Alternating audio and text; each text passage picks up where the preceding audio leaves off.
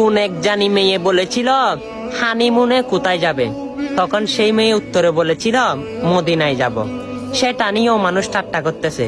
খোদার কসম করে বলি, যে আমার প্রিয় নবীর সম্মানের উপর একটু আঘাত হানবে তার জন্য জান্নাত হারাম, জাহান্নাম ওয়াজিব। অবশ্যই নিজের ইমানকে এত দুর্বল করবেন না, আপনি নিজে জাহান্নামের দিকে তাপিত হবেন না। এই রকগুলো নিয়ে দেখেছি ফাসলামি শুরু করেছে। আপনারা কি পেয়েছেন?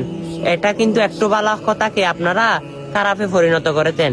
আল্লাহর জান্নাত আপনাদের নসিব হবে না, জান্নাতের গ্রান পর্যন্ত পাবে না।